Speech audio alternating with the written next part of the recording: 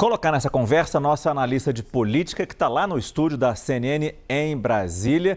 E como bem disse a Thaisa, né, Jussara, a divergência que foi aberta hoje entre os ministros Zanin e Fux deixa muito difícil apontar uma tendência nessa decisão do Supremo Tribunal Federal. Julgamento que já é extremamente complicado de se compreender e as possibilidades abertas são terríveis. Terríveis para a política fluminense, para os eleitores fluminenses. Os dois grupos políticos favoritos nessa disputa pelo governo do Rio, a gente percebe que eles têm expectativas bastante opostas em relação a esse julgamento no STF, né, Jussara? Boa noite.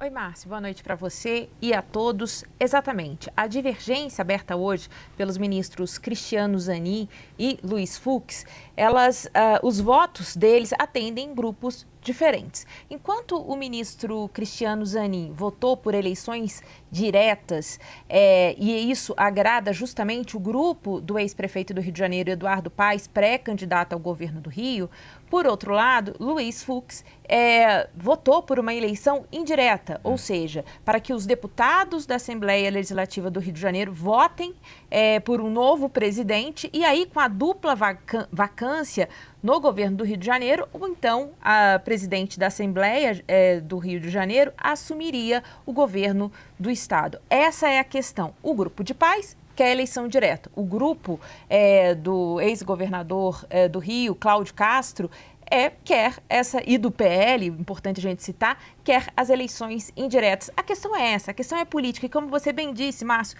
é difícil explicar porque dentro do Supremo Tribunal Federal há muitas questões a serem decididas. Por exemplo, sobre se vai ser eleição direta ou indireta, é a primeira questão, mas se for eleição direta, como será feito? Inclusive hoje, Márcio, o ministro Cristiano Zanin, ao votar, ele falou daquela possibilidade de realizar uma eleição única somente em outubro, porque tem um prazo, imagina, 2 eleições para governador em 180 dias, e aí com essa possibilidade, ele acaba citando ali, abrindo uma brecha para que o atual governador, que é o desembargador Ricardo Couto, que é o presidente do Tribunal de Justiça do Rio de Janeiro, permaneça no cargo até outubro. Sim, é muito difícil, inclusive de explicar, eu conversando com integrantes da política no Rio de Janeiro, com integrantes do Judiciário também, falando exatamente dessas minúcias todas que o Supremo Tribunal Federal precisa decidir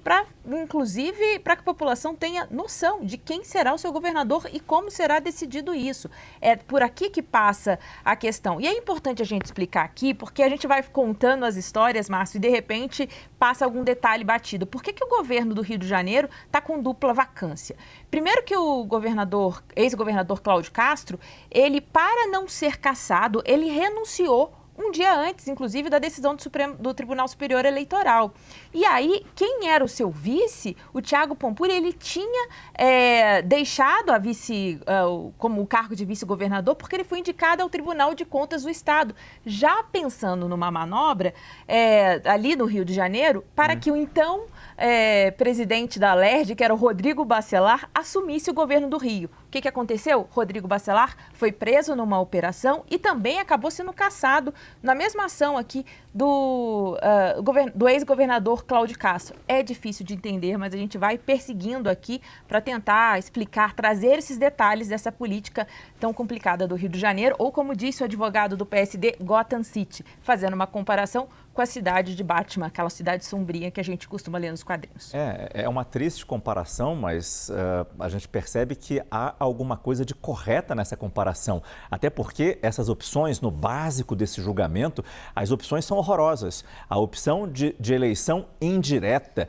deputados da Assembleia Legislativa votando para decidir quem vai ser o próximo governador, isso é terrível. Mas a opção de uma eleição direta, você obrigar os eleitores a irem para as urnas, a montagem das sessões eleitorais, a escolha das urnas eletrônicas, quanto isso custaria para o estado do Rio de Janeiro, fazer campanha eleitoral para um mandato que duraria o quê? 6, 4, 5 meses até outubro, a próxima eleição, ou até janeiro, quando o novo governador eleito em outubro, tomaria posse. Vejam as dificuldades de se compreender esse quadro e de se aceitar a situação que os políticos e seus comportamentos criaram no Rio de Janeiro.